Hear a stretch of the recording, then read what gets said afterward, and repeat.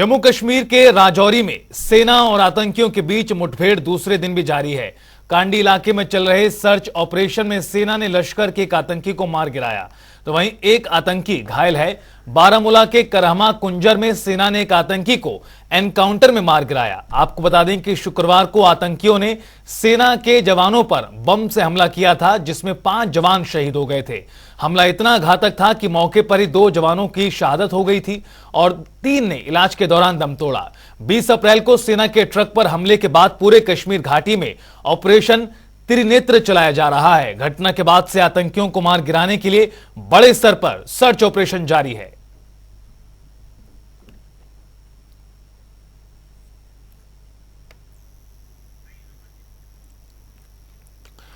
और इन तमाम मसलों को लेकर, तमाम सवालों को लेकर हमारे साथ retired lieutenant colonel Amardeep Tyagi ji जुड़ गए हैं as a defence expert. Sir, बहुत स्वागत है आपका जनता टीवी पर। Thank you. लेकिन सर, जिस तरह से समस्याएं अभी भी बरकरार हैं घाटी में खासतौर पर, और कुछ दिनों पहले भी इसी तरह का एक हमला हुआ जब सेना के वाहन को निशाना बनाया गया, और अब जिस तरह से कल की घटना पेश आई जिसमें 5 जवान हमारे शहीद हुए, बड़ी क्षति हुई है, आप इसे किस तरह से देखते हैं? देखिए, जो आतंकवाद का जो यू कैन से जो एक्टिविटीज है वो शिफ्ट होती रहती है। लाइक अब से कुछ दिनों पहले तक जो जम्मू रीजन था वहां से ऑलमोस्ट सफाया हो चुका था और कश्मीर वैली में भी इनका धीरे धीरे जो प्रभाव है वो कम हो गया था।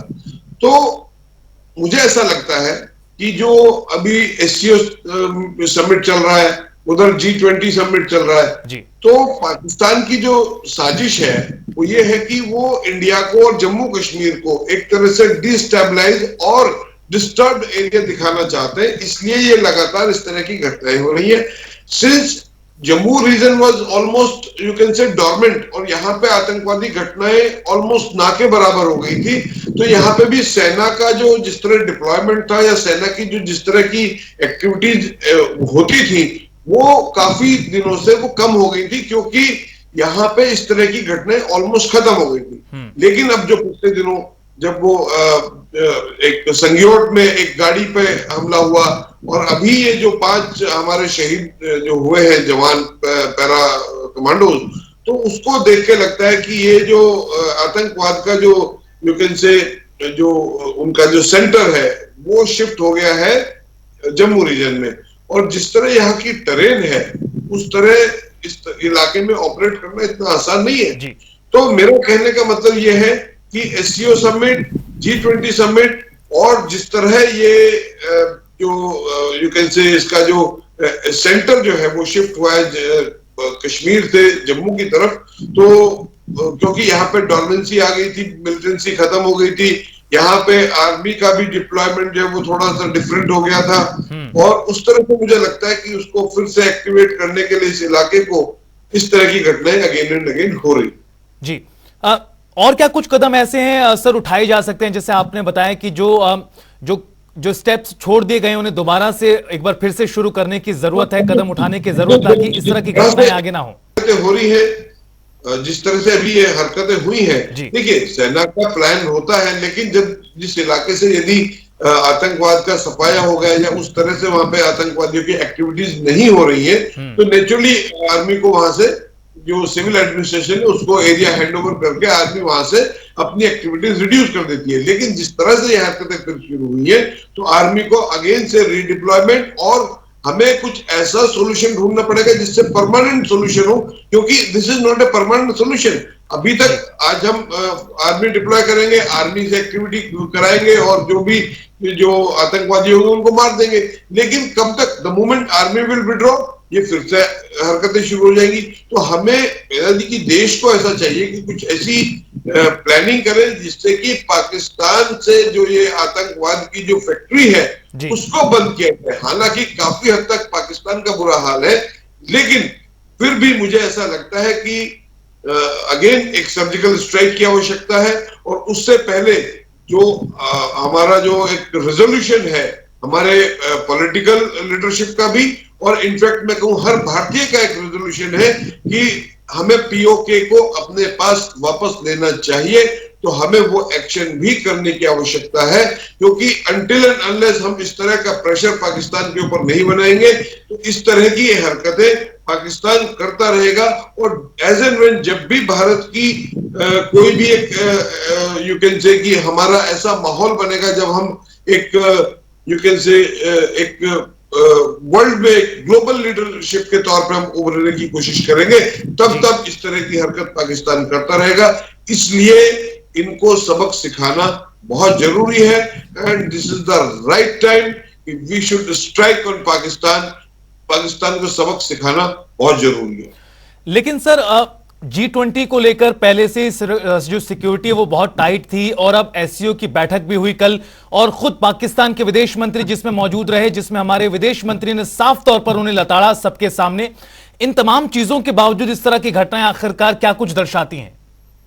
देखिए गौतम जी, लातों के भूत बातों से नहीं मानते, बातों के लताड़ने से कोई फर्क नहीं पड़ता है अनटिल एंड अनलेस उन पर प्रॉपर स्ट्राइक ना किया जाए, because lot of camps are still working in Pakistan जो across the line of control है। बहुत सारे जो आतंकवादियों के ट्रेनिंग सेंटर्स है, लॉन्च पैड्स है, जहां पे ये आतंकवादी है। Pakistan is a factory of terrorism, तो उनको जब तक हम खत्म नहीं करेंगे, और कई हद तक तो ऐसा है कुछ आतंकवादी तो या संगठन इस तरह के हैं जो कि ऑलमोस्ट इंडिपेंडेंट है और वो अपनी विम्स एंड फैंसीज पे चलते हैं, प्लस उसके अलावा वो directly they are working under ISI और जो उनकी सेना है उनके साथ काम कर रहे हैं। Even Bilawal Bhutto may not be aware कि हो क्या रहा है, बिकॉज उनका जो एक ऑर्गेनाइजेशन है, एक जो सिस्टम है, वो इनके सहारे नहीं चलता, वो इंडिपेंडेंट चल रहा है।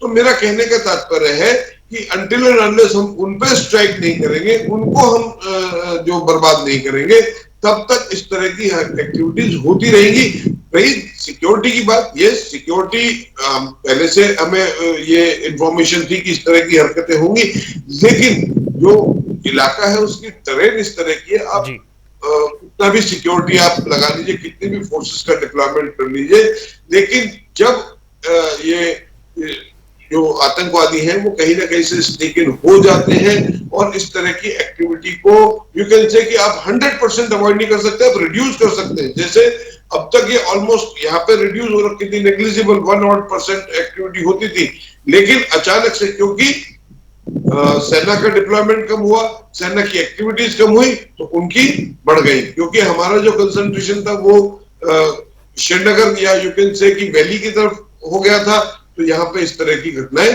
फिर से उठने लगी हैं। तो हमें फिर से रीडिप्लॉयमेंट और रीथिंक करना पड़ेगा कि किस तरह इनको हम कंट्रोल करें। लेकिन कंट्रोल तो हो जाएगा, it is not a big deal, but it is not a permanent solution until and unless हम पाकिस्तान में इनके कैंप को बर्बाद नहीं करेंगे। और इनकी जो सपोर्ट है, जो ISI की जो यू कैन से थिंक टैंक है और जो इनको बनाता है, जो इनके जो कैंप में इनको ब्रेन वॉश किया जाता है, वहां पर जब तक स्ट्राइक नहीं होगी इनको यू कैन से फिनिश नहीं किया सकता। आप इनका सेंटर चेंज कर देंगे, आज जम्मू रीजन हो जाएगा, कल को वैली हो जाएगा, कभी डोडा डिस्ट्रिक्ट में एक्टिविटीज बढ़ जाएंगी या कभी अनंतनाग में बढ़ जाएंगी, कभी ज्यादा हिली एरिया में बढ़ जाएंगी।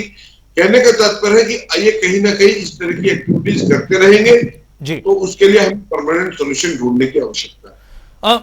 सर, पुंछ में सेना के वाहन को निशाना बनाया गया, 5 जवान शहीद हुए। कल राजौरी में जो घटना हुई, विस्फोट में 5 जवान शहीद हुए। उसके बाद से जो मुठभेड़ है वो लगातार जारी है और जिस तरह से जानकारी आ रही है कि कहीं ना कहीं कांडी इलाके में एक आतंकवादी को ढेर किया गया है और खुद जो रक्षा मंत्री राजनाथ सिंह है वो भी पहुंचे हुए हैं राजौरी। क्या लगता है आपको कोई बड़ा कदम उठाया जाने वाला है अब? देखिए, जो ये आतंकवादी हैं जिन्होंने ये जो हमला किया है हमारे जवानों पर, 5 जवान शहीद भी हुए, देखिए ये तो मारे जाएंगे, इसमें कोई it's not a big deal, क्योंकि जब आर्मी ने कॉर्डन कर लिया है और वहां पे सिक्योरिटी फोर्सेस का डिप्लॉयमेंट हो गया, आज नहीं तो कल, कल नहीं परसों they will be killed. Yes, रक्षा मंत्री का वहां पहुंचना और आने वाले जो हमारी जो यू कैन से G20 समिट है या जो SCO चल रहा है, उसको मद्देनजर रखते हुए हो सकता है कि कोई बड़ा कदम उठाने का प्लान किया जाए। लेकिन यू कांट से, मैं यहाँ बैठ के मैं ये बात नहीं कह सकता हूँ, बट ये बड़ा कदम उठाने की आवश्यकता है। जब तक बड़ा कदम नहीं उठाएंगे, उनके सेंटर्स को नेस्तनाबूद नहीं किया जाएगा, उनके जो थिंक टैंक है, उनके जो यू कैन से जो ये इनको ब्रेन वॉश करते हैं, जो इनके यू कैन से हैंडलर्स हैं, जब तक उनको खत्म नहीं किया जाएगा, ये इस तरह की घटनाएं होती रहेंगी। इनको आप बिल्कुल खत्म नहीं कर सकते। बिल्कुल, बहुत जरूरत है कोई बड़ा कदम उठाया जाए, जो साफ तौर पर कह रहे हैं retired lieutenant colonel Amardeep Tyagi जी। बहुत बहुत शुक्रिया हमारे साथ जुड़ने के लिए सर, और तमाम बातचीत और जानकारी देने के लिए। आखिरकार किस तरह की परिस्थितियां वहां पर मौजूद हैं और जिस वजह से आतंकवादियों को आसानी से हमला करने का मौका मिल रहा है, और यही वजह है कहीं ना कहीं अब जरूरत है कि कोई बड़ा कदम उठाया जाए उन तमाम मॉड्यूल्स के खिलाफ, उनके पूरी तरह से ध्वस्त किया जा सके, ताकि ना सिर्फ शॉर्ट टर्म में बल्कि लॉन्ग टर्म में भी इस तरह की गतिविधियों को आतंकवादी अंजाम न दे पाए।